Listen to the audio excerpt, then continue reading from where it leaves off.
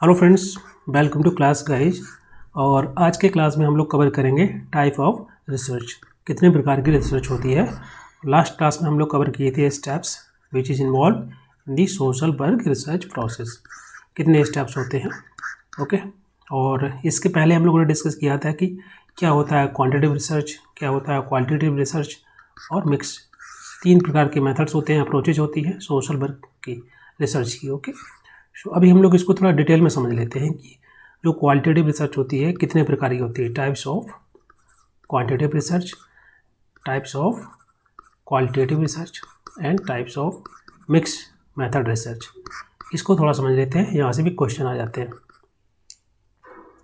Okay, so in the first class we have discuss about the research. Research क्या होता है? Research एक scientific investigation का तरीका होता है, we can say like art of scientific investigation, जिसके माध्यम से आप एक सिस्टमेटिक तरीके से डेटा को कलेक्ट करते हैं, उसका एनालिसिस करते हैं, रिपोर्ट तैयार करते हैं और प्रॉब्लम का सॉल्यूशंस निकालने की कोशिश करते हैं। ओके, और इसके माध्यम से आप नए फैक्ट्स को डिस्कवर कर सकते हैं या फिर पुराने जो फैक्ट हैं उसको वेरीफाई कर सकते हैं, उसमें वैल्यू एडिशन कर सकते हैं। ओके, सो और डिफरेंट वेरिएबल्स के बीच में एक रिलेशन निकालना, इंटर रिलेशन को स्थापित करना, नई नई थ्योरी को डेवलप करना, कंसेप्ट को डेवलप करना, टूल्स को, मेथड को, इनको डेवलप करना। Right, so this is the research. And social work research हम इसलिए करते हैं ताकि जो डेटा कलेक्ट किया जाता है सोशल वर्कर के द्वारा, इसके माध्यम से वो क्लाइंट के लिए कोई प्रोग्राम तैयार करना, एजेंसी के द्वारा कोई प्रोग्राम तैयार करना, या सरकार के द्वारा भी वो डेटा यूज किया जाता है, जो एनजीओ के द्वारा डेटा कलेक्ट किया जाता है, तो उसके माध्यम से सरकार डिफरेंट पॉलिसी प्रोग्राम्स तैयार करते हैं। इसलिए हम लोग है सोशल वर्क में रिसर्च करते हैं। और इस सोशल वर्क रिसर्च जो यूजली इसमें तीन मेथड यूज किए जाते हैं। एक तो होता है क्वालिटेटिव मेथड्स, दूसरा होता है क्वांटिटेटिव मेथड्स और तीसरा होता है मिक्स मेथड। और तीनों को अभी थोड़ा सा डिटेल में डिस्कस करते हैं। Now first one that is the quantitative research. इसको आप डिनोट करते हैं क्यू एन से। ओके, एन का मतलब क्या है यहाँ पर? नंबर से समझ लीजिए आप, या न्यूमेरिकल डेटा। तो क्वांटिटेटिव रिसर्च कहाँ यूज की जाती है? जहाँ पर हम न्यूमेरिकल डेटा को एक्सप्लेन करते हैं या कलेक्ट करते हैं, या न्यूमेरिकल डेटा नहीं है तो उसको हम कन्वर्ट कर लेते हैं न्यूमेरिकल डेटा में। जैसे कि मान लीजिए आपने कोई डेटा कलेक्ट किया in the form of the like for example आपने लिकर्ट स्केल का यूज किया और डिफरेंट ओपिनियंस और पीपल के बिहेवियर को अंडरस्टैंड किया, उसको कलेक्ट किया। अब उसको आप नंबरिंग दे करके 1 2 3 4 करके इस प्रकार से उसको कहीं ना कहीं एक मैथमेटिकल फॉर्म में कन्वर्ट कर सकते हैं। सो जनरली क्वांटिटेटिव रिसर्च हम यूज़ करते हैं, यहाँ से न्यूमेरिकल डेटा कलेक्ट किया जाता है, लेकिन कभी कभी हम उस जो न्यूमेरिकल डेटा नहीं है उसको भी न्यूमेरिकल वैल्यू में कन्वर्ट कर सकते हैं। Okay, so the data that is analyse through the use of mathematical based method. जो मैथमेटिकल टर्म्स है या मैथमेटिकल फॉर्मूलाज होते हैं उसके माध्यम से हम डेटा को एनालाइज करते हैं, समझते हैं, और इससे हम क्रिटिकली एग्जामिन कर सकते हैं जो भी डेटा कलेक्ट किया गया है स्टडी के लिए। उससे हम कंपेरिजन कर सकते हैं, जो अवेलेबल फाइंडिंग्स है उससे हम कंपेयर करा सकते हैं और एक वैलिड प्रेडिक्शन दे सकते हैं, इन्फ्रेंस दे सकते हैं। ओके, सो जो क्वांटिटेटिव रिसर्च होती है वो इंपीरिकल मेथड्स का यूज करती है हाइपोथेसिस टेस्ट करने के लिए। ओके, देखिए इसको समझ लीजिए। हाइपोथेसिस टेस्ट का मतलब यह है कि हम पहले प्रेडिक्शंस बनाते हैं, ओके, एक इन्फ्रेंस डेवलप करते हैं, उसके बाद फिर मल्टीपल वेरिएबल्स के बीच में रिलेशन निकालने की कोशिश करते हैं। ओके, जैसे फॉर एग्जाम्पल यहाँ पर एक एग्जाम्पल दिया गया है, how many childrens among those who complete primary school enter secondary school. इसका मतलब है कि इसमें बोला जा रहा है कि एग्जाम्पल है कि कितने बच्चे ऐसे हैं जिनकी जो प्राइमरी स्कूलिंग है वो कंप्लीट हो जाती है और वो सेकेंडरी स्कूल में एंटर करते हैं। तो यहाँ पर हम क्या फाइंड आउट करना चाहते हैं? How many childrens, numbers, numerical data. Okay, तो ये आपका कहलाएगा क्वांटिटेटिव रिसर्च। दूसरा एग्जाम्पल दिया है जहाँ पर हम लोग हाइपोथेसिस को यूज करते हैं, जैसे कि suppose we want to understand the relationship between the frequency of mentoring counselling the patient and the occurrence of burnout among the doctors. कि हम रिलेशन निकालना चाहते हैं, रिलेशन बिटवीन किसमें? एक वेरिएबल ये हो गया फ्रीक्वेंसी ऑफ मेंटोरिंग पेशेंट, कि जो डॉक्टर है पेशेंट को काउंसलिंग देता है, मेंटोरिंग करता है, तो कितने पेशेंट को, फ्रीक्वेंसी ऑफ मेंटोरिंग पेशेंट, ये आपका एक वेरिएबल हो गया। और occurrence of burnout among the doctors, doctors में जो है बर्नआउट का मतलब यह है कि थकावट या एग्जॉस्ट हो जाना फिजिकली इमोशनली, तो दूसरा वेरिएबल ये हो गया कि जितने ज़्यादा वो काउंसलिंग प्रोवाइड करेगा, हेल्प करेगा पेशेंट की नंबर ऑफ जितने ज़्यादा पेशेंट होंगे तो उतना ज़्यादा उसको थकावट होगी। तो यहाँ पर 2 वेरिएबल हो गए, तो इसके बीच में रिलेशन हम निकाल सकते हैं। उसके लिए हम एक हाइपोथेसिस बना सकते हैं कि more frequent the meetings the less occurrence of burnout among the doctor. जितनी ज़्यादा वो मीटिंग करता है पेशेंट के साथ उतना कम बर्नआउट होता है या थकावट होती है। तो ये हमारा एक हाइपोथेसिस हो गया। अब ये जो क्लेम हमने किया है, एक टेंटेटिव थ्योरी बनाई है, इसको हम प्रूव करने की कोशिश करेंगे। जो क्लेम आपने यहाँ पर, क्लेम का मतलब होता है कि एक हाइपोथेसिस बना देना कि ये थ्योरी है और उसको आप प्रूव करने की कोशिश करते हैं, राइट। तो यहाँ पर हम क्या कर रहे हैं, एक हाइपोथेसिस टेस्टिंग कर रहे हैं। तो क्वांटिटेटिव रिसर्च में हम क्या करते हैं, एक एम्पिरिकल मेथड के माध्यम से हाइपोथेसिस टेस्ट करते हैं और रिलेशन निकालने की कोशिश करते हैं मल्टीपल वेरिएबल्स के बीच में। जैसे कि एक आपका वेरिएबल से हो गया था mentoring the patient, frequency of mentoring the patient, और दूसरा वेरिएबल हो गया आपका burnout among the doctors. Okay, तो यहाँ पर आपका ये होगा क्वांटिटेटिव रिसर्च। और इस जो क्वांटिटेटिव रिसर्च के माध्यम से जो डेटा कलेक्ट करते हैं हम, उसका और भी कई तरीके से यूटिलाइज किया जा सकता है। जैसे कि मान लीजिए गवर्नमेंट है और गवर्नमेंट के द्वारा उसको कोई पॉलिसी बनाना है, प्रोग्राम बनाना है बड़े स्केल पर, ओके, तो उसका यूज किया जा सकता है। For example national family health survey है, ओके, उसका जो डेटा है उसका यूटिलाइज किया जा सकता है ताकि हेल्थ पॉलिसी बनाने के लिए, हेल्थ इंटरवेंशन करने के लिए, राइट। इसलिए जो है क्वांटिटेटिव रिसर्च का मेथड यूज़ किया जाता है न्यूमेरिकल डेटा को कलेक्ट करने के लिए, उसको अंडरस्टैंड करने के लिए।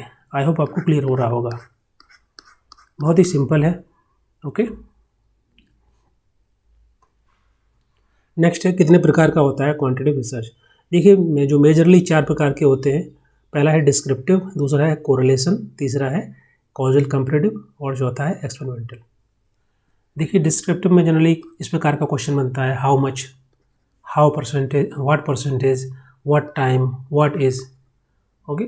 सो डिस्क्रिप्टिव जो रिसर्च होती है उसमें we try to describe the data and characteristics about any population, about any situation, about any phenomena जिसको हम स्टडी करना चाहते हैं, ओके।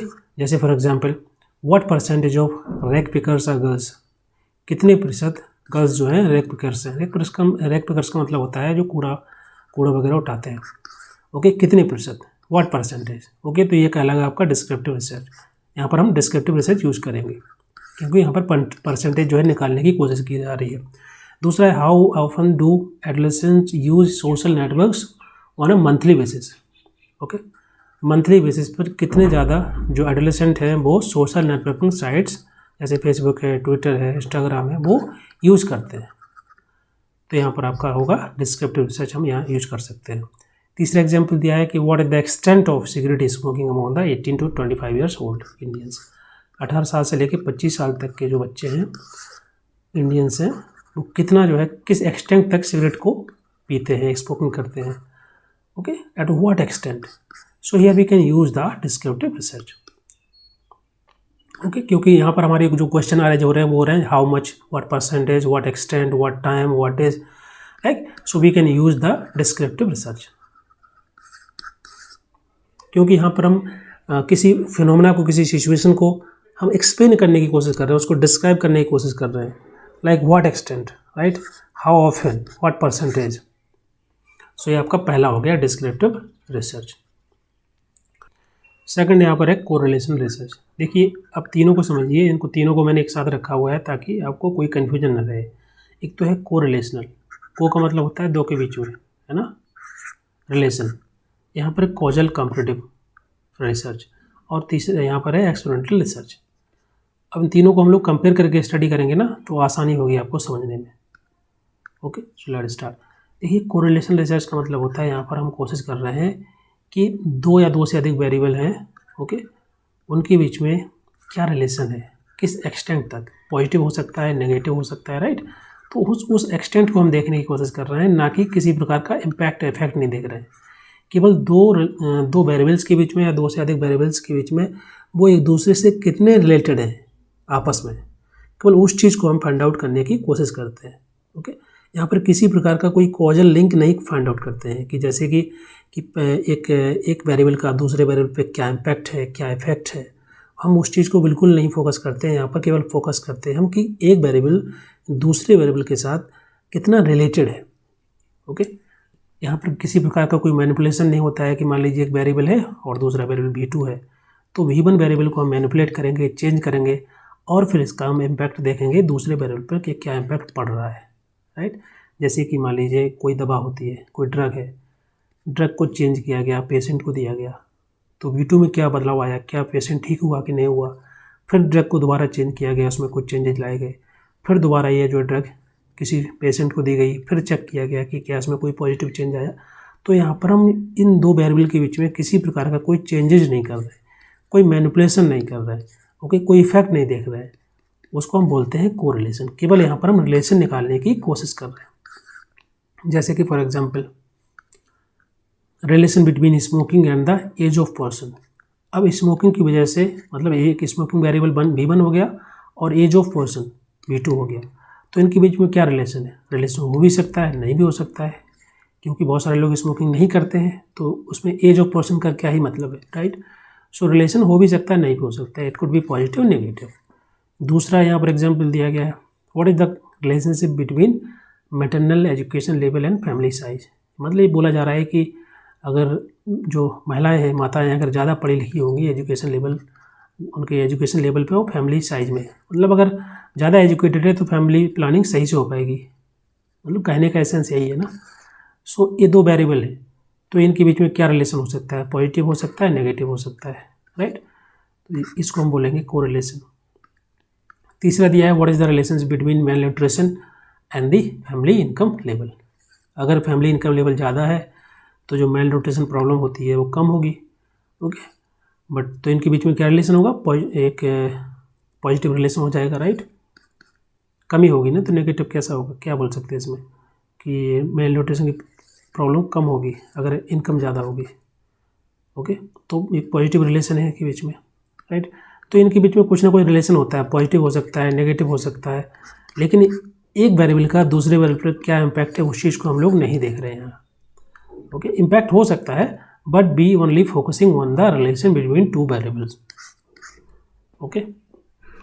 कोई कॉजल कनेक्शंस देखने की कोशिश नहीं की जा रही है। दूसरा यहाँ पर है कॉजल कंपैरेटिव। यहाँ पर हम लोग कॉजल कनेक्शन निकालने की कोशिश करते हैं, ओके। एक कॉजल रिलेशनशिप निकालने की कोशिश करते हैं दो या दो से अधिक वेरिएबल्स के बीच में, इसलिए इसको बोला जाता है कॉजी एक्सपेरिमेंटल रिसर्च। क्यों बोलते हैं कॉजी एक्सपेरिमेंटल, ये पूर्ण रूप से एक्सपेरिमेंटल रिसर्च नहीं होती है। एक एक्सपेरिमेंटल रिसर्च वो होती है जहाँ पर हम एक वेरिएबल को मैनिपुलेट करते हैं, इसमें हम बदलाव करते हैं, चेंज करते हैं और उसका हम चेंजेस को दूसरे वेरिएबल पर उसका इम्पैक्ट देखते हैं, वहाँ पर हम बोलते हैं एक्सपेरिमेंटल रिसर्च। लेकिन चूंकि यहाँ पर हम किसी प्रकार का मैनिपुलेशन नहीं कर रहे हैं वेरिएबल्स के बीच में, तो इसलिए हम इसको बोलेंगे कॉजी, मतलब एक्सपेरिमेंटल पूर्ण रूप से नहीं है, कॉजी है, थोड़ा सा एक्सपेरिमेंटल है, ओके। और जैसे मैंने बताया कि पूर्ण रूप से कॉजी एक्सपेरिमेंटल है, इसका मतलब यही है कि यहाँ पर मैनिपुलेशन नहीं हो रहा है। और जो एक्सपेरिमेंटल रिसर्च होगी ना, यहाँ पर हम वेरिएबल्स को मैनिपुलेट करेंगे, एक वेरिएबल को मैनिपुलेट करेंगे और उसका इम्पैक्ट देखेंगे दूसरे वेरिएबल पर, तो उसको हम बोलते हैं एक्सपेरिमेंटल रिसर्च। और जो कॉजल कंपैरेटिव होता है वहाँ पर हम मैनिपुलेशन नहीं करते। जैसे for example the effect of smoking on the lung cancer. Smoking का क्या इफेक्ट होता है लंग कैंसर पर, तो उस इफेक्ट को हम यहाँ पर स्टडी कर रहे हैं। तो यहाँ पर कॉजल रिलेशन इन दोनों वेरिएबल्स के बीच में, ये वेरिएबल V1 हो गया, ये V2 हो गया। Effect of education on the income, education का लेवल कैसा है, उसका क्या इफेक्ट है इनकम लेवल, इनकम पर, तो ये V1 वेरिएबल हो गया, ये V2 वेरिएबल हो गया, ओके। यहाँ पर हम एजुकेशन लेवल में कोई बदलाव नहीं कर रहे हैं, स्मोकिंग लेवल में कोई बदलाव नहीं कर रहे हैं, पॉवर्टी में कोई बदलाव नहीं कर रहे हैं, केवल हम इसका इफेक्ट देखना चाहते हैं, उसको हम बोलते हैं कॉजल कंपैरेटिव। अब हम कॉजल कंपैरेटिव क्यों यूज़ करते हैं, जहाँ पर एक्सपेरिमेंटल रिसर्च पॉसिबल नहीं हो पाता है या अनइथिकल होता है, वहाँ पर हम कॉजल कंपैरेटिव रिसर्च का यूज़ करते हैं, ओके। यहाँ पर एक्सपेरिमेंटल रिसर्च कंडक्ट करना पॉसिबल नहीं होता। अब तीसरा यहाँ पर है एक्सपेरिमेंटल रिसर्च। जैसे मैंने बताया कि इन दोनों में केवल यही डिफरेंस होता है कि जो कॉजल कंपैरेटिव रिसर्च होती है इसमें हम वेरिएबल्स में कोई प्रकार का बदलाव नहीं करते हैं, और चूँकि एक्सपेरिमेंटल में हम वेरिएबल्स में बदलाव करते हैं, चेंजेस करते हैं, उसमें वेरिएशन लाते हैं, उनमें मैनिपुलेशन करते हैं, ओके।